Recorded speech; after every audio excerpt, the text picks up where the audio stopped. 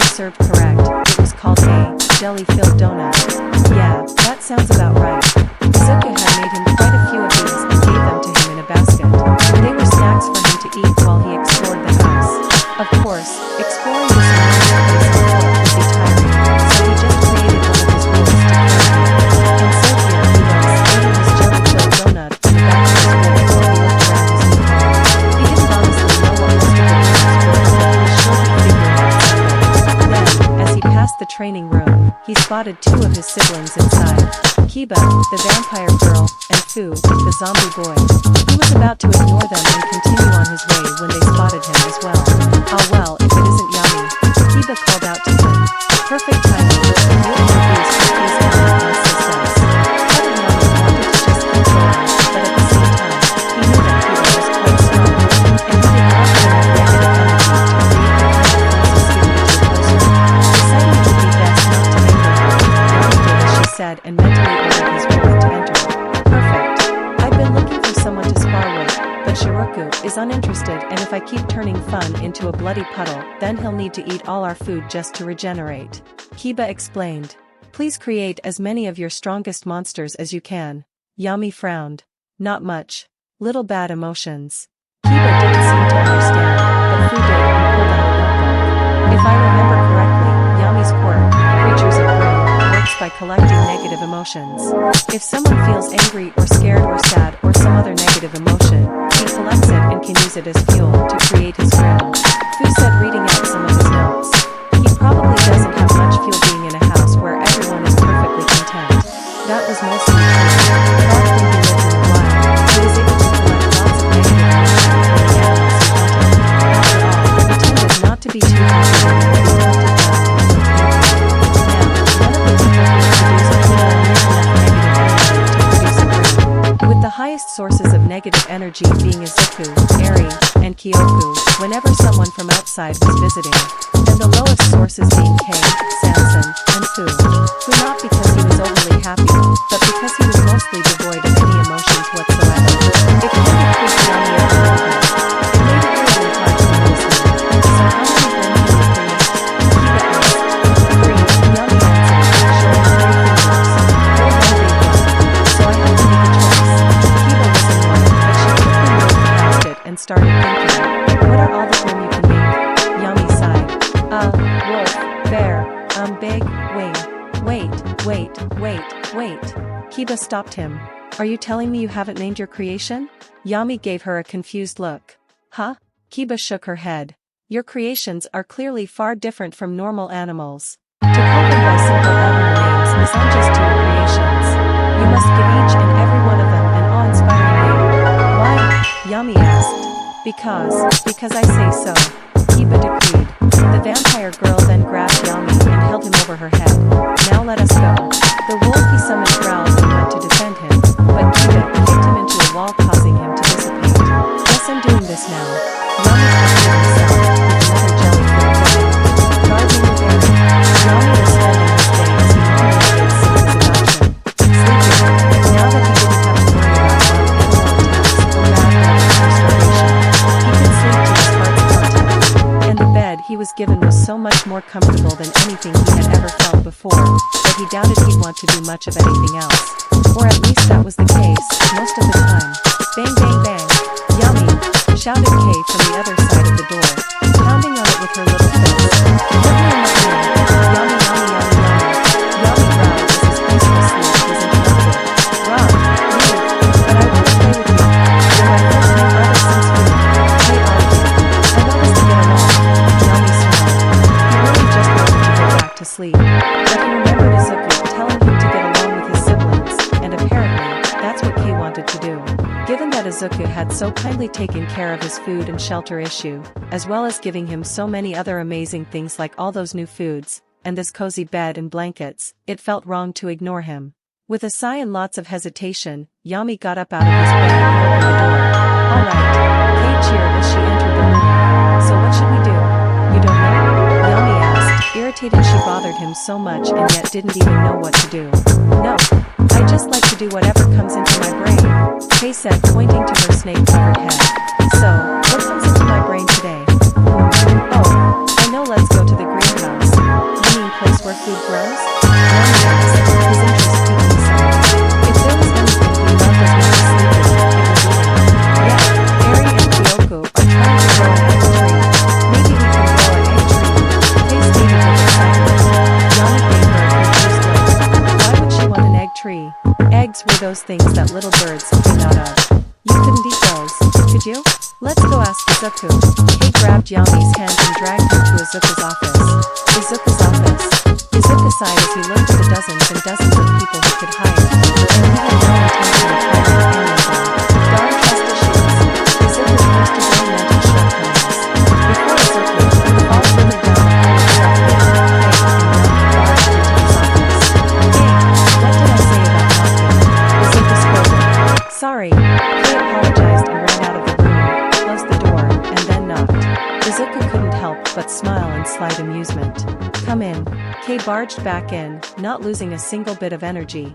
Hey, Izuku, can we grow an egg tree? Kay asked. An egg tree, Izuku said, his voice not short of confusion. Yeah, Eri and Kyoko are growing an apple tree. Can we grow an egg tree? Kay asked with stars in her eyes. Izuku winced at having to crush her enthusiasm. Hey, eggs don't come from trees. The eggs you eat come from chickens. The only things you can grow are fruits and vegetables. Oh, Kay deflated with disappointment, her snakes wilting downwards. Can you eat eggs? Yami asked. Some of them, just the ones you buy. Don't go eating wild eggs. Izuku cut Yami before quickly giving his attention back to Kay. We have more than enough eggs for you to eat. I know you don't like fruits and vegetables, but you still do need to eat them to grow up big and strong. So why don't you help Eri grow her apple tree? Kay quickly perked up. Okay, thanks, Daddy. The snake-haired girl ran out of the room calling for Yami to follow her.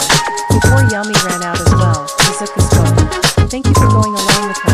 Izuku gave him a bright, genuine smile. Izuku saw his happiness increase. Yami grunted with information. At least he knew for sure he was doing what his father wanted. And that pleased him. With that, Yami followed his sister. At the greenhouse. When the pair entered the greenhouse, they were met by the sight of Eri watering one of the plants. Eri, three-eyed, Kay shouted, scaring the daylights out of Eri before the poor girl was glommed by her snake-haired sister. KK, don't scare me like that. Eri teared up slightly. Sorry, Eri. Kay apologized by hugging her even tighter. You're so cute I couldn't help myself. Eri's face turned red at the compliment and covered her face with the watering can. After Kay gushed over her younger sister for a few more minutes, they moved on to why they were here. We've come to help you and Kyoko grow an apple tree. Kay looked around. Hey, where is Kyoko? I thought you two never ever were apart? Eri kept her face hidden by the watering can. As she got tired because she stayed up too late, so Izuku forced her to go to sleep. I wasn't tired, so I stayed here. You should have told me. Don't worry, Eri. I'll make sure you're not lonely. Me and Yami. Kay pointed out Yami, who had been staying silent in the background. Why Yami?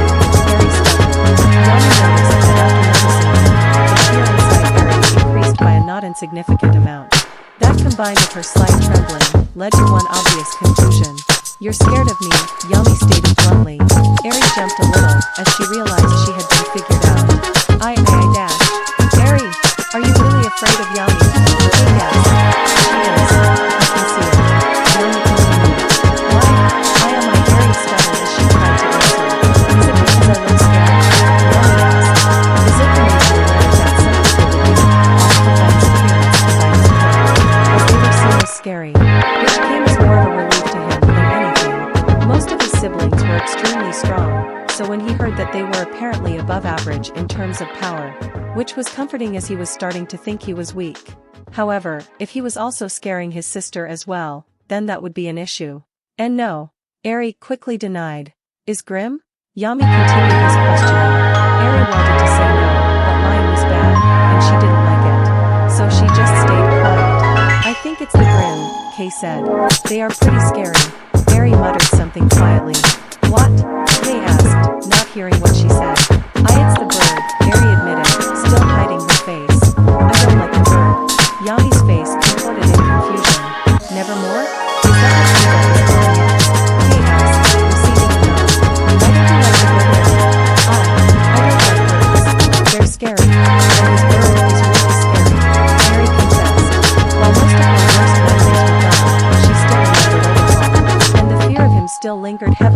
inside her mind. Even now in her nightmares she'd see a large monstrous blackbird with overhauled voice looming over her. Speaking words she can't quite remember, but that she knows in her heart. Oh, then I just won't make bird anymore, Yami said casually. I don't need to bother you, Harry stuttered. Not bother, Yami shrugged. Don't need bird anymore, not hunting. Yeah, don't worry about it. Yami just likes to sit in bed and eat all the food. He doesn't need this giant death bird anymore. He said. Yami nodded. There was a moment of silence and Yami noticed the fear in Eri go down, very slightly. He wasn't sure exactly how to make it go down more. He'd need to ask Izuku about it. Well, now that that's done, Eri, how do we help? Kei asked. I don't really need help. Me and Kyoko already did everything, so there isn't anything to do. Eri explained. I'm sorry. Kei frowned. There has to be something. What if we grow another tree? Twice the trees means twice the apples.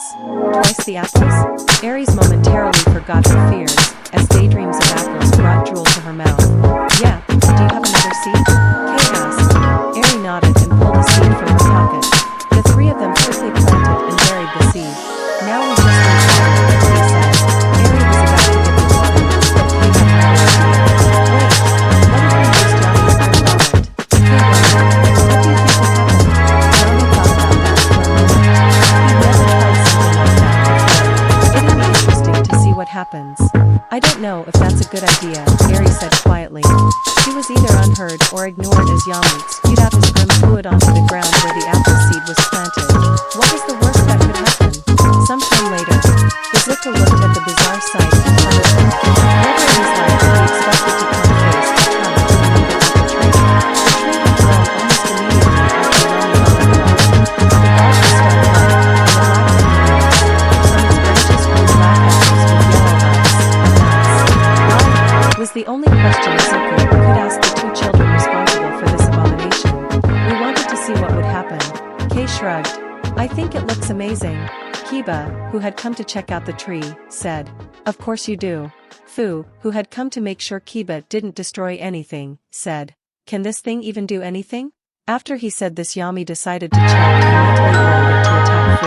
The three then threw one of its apples at Fu, which proceeded to bite into Fu and eat parts of his head.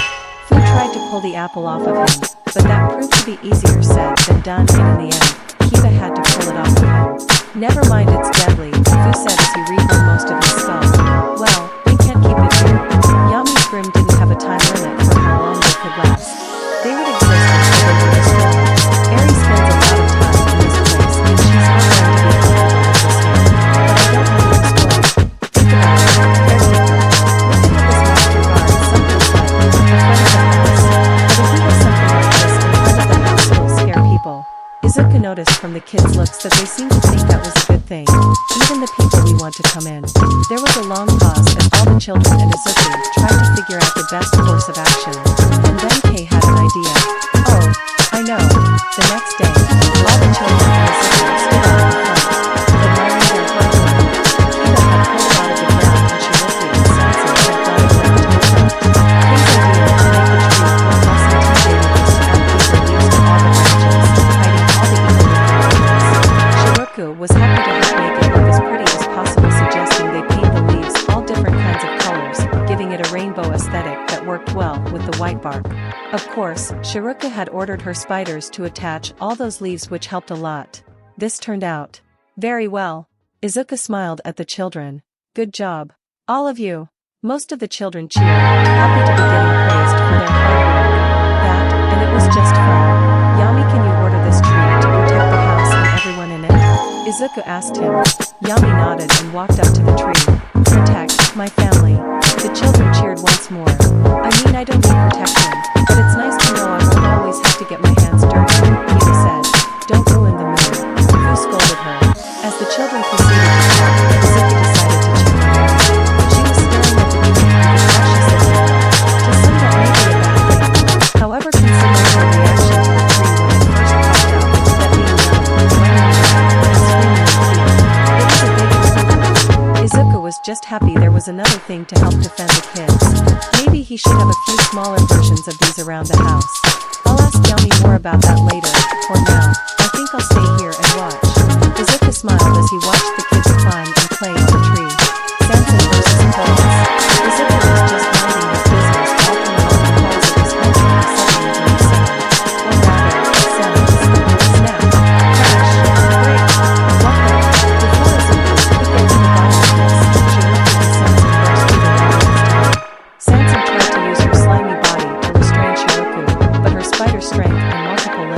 avoid doing so difficult. On the other hand, Shiroku couldn't really do much to fight back, seeing it's not like she could overpower a liquid. So the two of them were in a strange unwinnable struggle on both sides. That is until Izuku got over his shock and immediately stepped in. "What are you two doing?" Izuku shouted as loud as he could. The two froze and looked at Izuku, whose face was bright red. "What is this? Why are you fighting? Why did you make a hole in the dash?" Izuku stopped when he looked through the hole. It wasn't just the wall they destroyed, they had trashed the entire room. And not only that, judging by the other wall that was destroyed, this was not the only room they fought in. Izuku was mad. Izuku was very mad. Not only about the property damage, although that did upset him, but because the two had been violently fighting across the house. However, he stayed silent for a while. He didn't want to yell at the children too harshly or say something he would regret, so he took a minute to calm himself down. After about 2 minutes of Izuku calming himself and the two children waiting anxiously for his reaction, Izuku turned and spoke to them. "Before I decide your punishment, tell me, how on earth this happened?" Izuku asked with restrained anger. Shiroku looked at the destruction Lily had accidentally wrought. "No clothes," Sansan said, returning to her female form. "No clothes?" Izuku repeated, getting a nod from Sansan confirming what she said. But she let him try that. Shiroku protested. "No clothes!" Sansan shouted even louder. "Enough!" Izuku shouted, causing the two to stop their bickering immediately. "Tell me, what happened?" "Okay, so I made this lovely green dress to match Sansan's blue coloring, but she wouldn't even try it on," Shiroku explained. "So I tried to get her to put it on, but then she started running away, and I kept trying to get in on her, but then she started pushing me. And I started pushing back, and then this happened." Izuku sighed. That was one of the disadvantages of having such powerful children. A mere shove fight between children that would normally result in as at worst a scraped knee now resulted in several broken walls and many destroyed objects. The greenette thought about the best way to go about this, what to say, what punishments to give, etc. And as he thought, his thoughts leaked out through his mutterings. The two children tried to listen to his mutterings, to see just how much trouble they were in, but they could barely make out anything he was saying. After a few minutes of muttering, Izuku closed his eyes, took a deep breath, before revealing his thoughts. "Sansan, you should know better than to shove your sister." Izuku scolded her, making the slime girl melt with shame. "You could have come to me if she kept bothering you. You're made of slime, she can't stop you. You chose violence instead. Go to your room, and stay there, for 6 hours. At this point, Sansan was just a part of and slowly eased away to her room, and Izuku turned to Shiroku. "Well, that wasn't so bad. Maybe it'll be the same for me?" Shiroku hoped. "Now I know you think that's a light punishment." Shiroku was shocked by how Izuku had basically read her mind. But it's not. Not if you know Sansan well. Izuku kneeled down, so he was face to face with her. "Have you noticed that Sansan is never in her room? How there's barely anything even in her room? That she's always moving around and changing shape? That even when she's technically standing in one place she's never being still? I guess." Shiroku hadn't really paid attention to it, but whenever she thought of Sansan she always saw her moving around. "That's because Sansan hates being still," Izuku explained to her. "Sansan is a liquid, like water. Water always moves around and changes shape, and only stays still if you force it to. Meaning she probably liked that before she got trapped in that jar." "Jar?" Shizuku questioned. Izuku nodded sadly. "The people who took care of Sansan before I didn't like her very much and wanted to get rid of her. So they trapped her in a jar and lined her a pile of trash. She was stuck in that jar for a year before we found her." Shizuku's eyes widened in shock and she replied back. "What? She was stuck in a jar for a year," Izuku repeated. "It was only just big enough for her to fit in. She couldn't move around, she couldn't scream for help. She was stuck, doing nothing, for a year. How could someone do that?" Shizuku was horrified. "It's easily the second worst thing to happen to any of the kids here," Izuku told her. "Second worst." Shizuku shouted. "You don't want to know," Izuku told her. "But as I was saying, Sansan doesn't like being still, and she doesn't like being restrained. That's why she doesn't wear clothes. If she's wearing clothes she can shapeshift as freely and she'll be forced to stay in her human form. Do you understand why Sansan doesn't like clothes now?" Shiroku nodded sadly. She would still like to teach her sister the joy of clothing, but she can understand that Sansan really didn't want to, and she had been too pushy. Even if this wasn't the case, no means no. Just because you have power, doesn't mean you can use that power to make people do what you want. With great power comes great responsibility, Izuku told her. Shiruka sulked in shame as she realized the error of her way. I'm sorry. I'm not the one you should be apologizing to, Izuku continued. I'm grounding you. For 3 days I'm taking away your sewing supplies, and you're not allowed to watch TV. Shiruka sulked even harder. 3 days with no TV and no making clothes. She hated it, but she knew she got off easy. In the movies she'd watched, some kids got grounded for pushing someone or breaking a vase, and they got grounded for like a week. She had broken several rules, and she was getting on to bust on top of that. And I want you to make up with your sister before dinner, Izuku finished. The thing that makes me the most upset isn't all the stuff you broke. It's the fact that you two fought. Because even if neither of you hurt each other physically, that doesn't mean you can't hurt each other's feelings. Yes, Daddy, Shizuka said sadly. The spider girls settled away, and Izuku turned to the mess they made. I'm gonna need to ask a construction company to move nearby, I swear. Izuku sighed as he imagined how many times things like this were going to happen. And then he remembered something. A few minutes later, Sanson heard a knock on the door. Sanson, it's me, Shiruka said on the other side of the door. Sanson ignored it and continued to sulk on her bed. Can I come in? Daddy wants me to talk to you, Shiruka mentioned. Sanson paused for a moment, before extending a part of herself and pulling the door open. Shiruka walked in and closed the door behind her. Thank you. Humph. Sanson turned her head away from her, crossing her arms in a huffy manner. I know you can still see me, Shiruka pointed out. Humph. Sanson huffed even louder. Shiruka sighed and approached the slime girl, before giving an apologetic bow. I'm sorry, I was so pushy earlier. I just love making clothes so much that I got really upset when you said no and tried to force you into doing something you didn't want to do. That was wrong of me. I know you don't like being restricted, and I know it's not true. I'm really sorry. I tried to force that on you so please accept my apology. There was a small pause before Sanson turned her head around and brought it right to her face. Hey, Sanson said. Sorry for pushing you. Wait, it's that easy? Shiruka asked. Usually this goes on for longer in movies. Sanson is tired of being mad, Sanson said, moving around her sister constantly. So I forgot. I'm tired of being mad too. Shiruka gave a slight smile. The two of them smiled, their previous problems no longer under the bridge. The day has come, Izuku sighed. The day had finally come. The kids had finally learned enough things for them to go to the amusement park, the mighty world. Izuku's favorite and most expensive, hero-themed amusement park. So why was Izuku not excited? Because when he made the point system and the reward, he had 4 kids. Now, he has 8.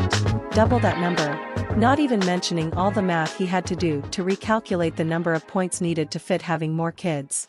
He would have to take 8 kids to a packed amusement park and keep track of all of them. Of course, he had bought a lot of things to help with this process, GPS trackers he'd put in their clothes and anti-predator alarms and such. But that didn't help Izuku's anxiety. He'd need more people he could trust. And the number of people he could trust was limited. His mother was still overseas at the moment, so she was out. And she was only one extra person. All Might was a pro hero and probably had better things to do. Mitsuki might bring her son along, and he did not risk that. And that left only Hachiko. It was a testament to their friendship that Izuku even managed to get them on speed dial phone. Of course, Izuku being Izuku, he was hesitant to call her. What if she was too busy? What if she doesn't want to go? What if I offend her somehow? What if she thinks I'm asking her on a date? Izuku thought about every possible way this could go wrong, almost like he was talking himself out of doing it. However, fate had other plans. As while he wasn't paying attention, his thumb moved slightly and pressed down on the call button. By the time Izuku realized what happened, the dial tone was already playing. Izuku gasped. He was about to end the call, however, Hachiko picked up. Hello? Midoriya? Hachiko's voice answered. Izuku stuttered nervously. Sorry, Izuku was about to say that he called her by accident, but this could be his chance to ask. He summoned all his willpower and ignored his flustered blush. I wanted to ask you something. If you don't mind. Depends on what it is, Hachiko replied teasingly. Well, you see, I'm going to take the kids to Mighty World, but I have a lot of kids and it'd be hard to keep track of them all by myself. So I was wondering if maybe you'd like to help me. Izuku asked her,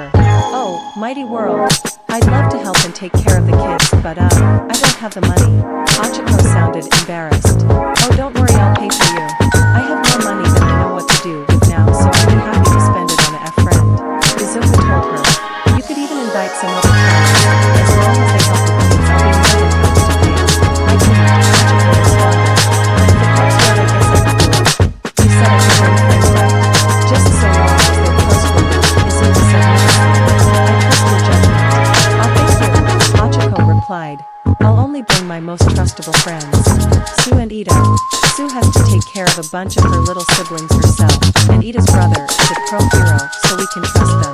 That sounds good, Izuku said. They did at least sound trustable, and if they were friends of Ochako, they could probably be trusted. I'm hoping we can do it on Saturday. That's when the fireworks show is going to happen. Great, I'll see if they can come before me to tell me their answers. Ochako said. Oh okay, be glad, Izuku said. Bye, Ochako said before the call ended. Izuku collapsed back into his chair. He felt like he ran a marathon. I did it. Izuku gasped. I invited a girl somewhere. Now all that's left to do was mentally prepare himself for having to go outside and deal with people again. This might have been a mistake.